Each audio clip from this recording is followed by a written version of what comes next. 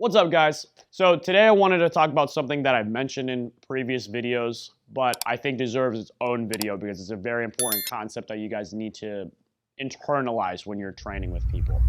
You should always prioritize your training partner's safety over your desire to win.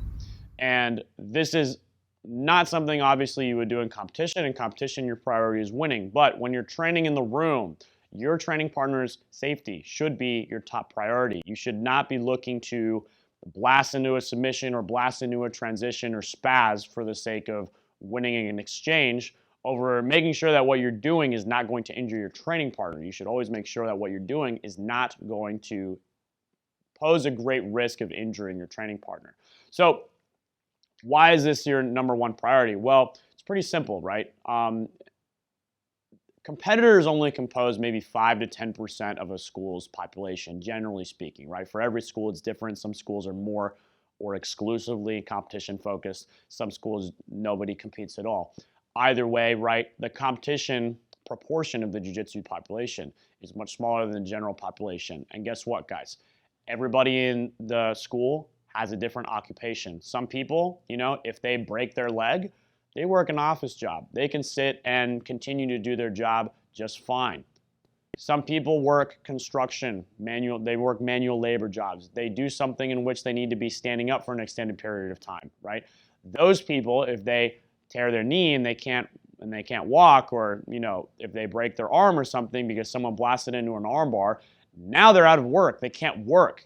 These are important considerations that you guys need to have. Not everybody can afford to have a serious injury, okay? And it's going to be extremely detrimental to them. So don't be someone that could potentially contribute to that happening, because you don't want to be that person. It sucks. You should prioritize in your school culture that, hey, we're here to learn and we're here to protect each other and make sure that we don't injure each other, right? So a school that also prioritizes winning over protecting your training partner is going to be rampant with injuries, okay?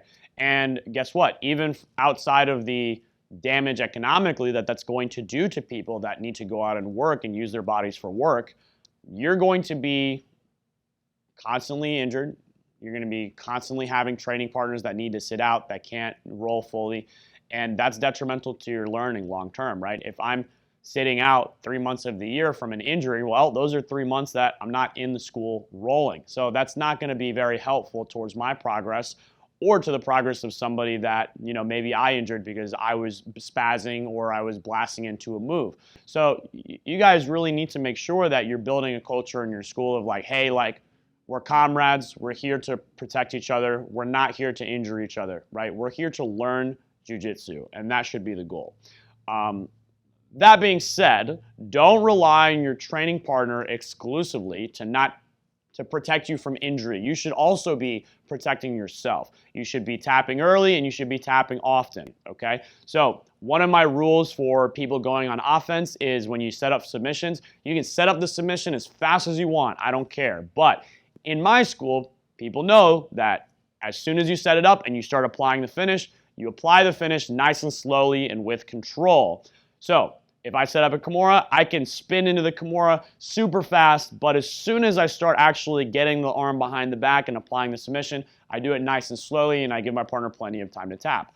The other additional benefit to that, I'll say, besides not injuring your training partner, is that it forces you to have better control of the submission, right? If you are forced to do a submission slowly, then you learn how to have better control of the submission. And offensively, that can help you too.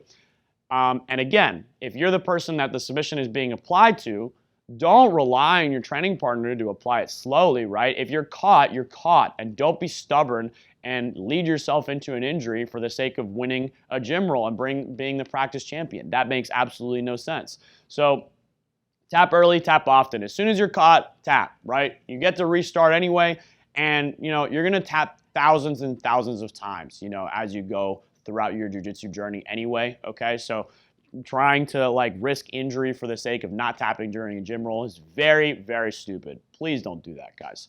So anyway, that's the video. Thanks, guys, for watching. If you agree with this message, share this content. Make sure it gets out to other people. Make sure your friends aren't being silly and they're not spazzing and hurting each other and their training partners. So If you like what we put out on a regular basis, make sure you're subscribed. Make sure you click the notification bell. That way you get notified when we have new videos out there. We release 5 videos a week now, Monday through Friday. So thanks a lot for watching, guys, and I'll see you guys later.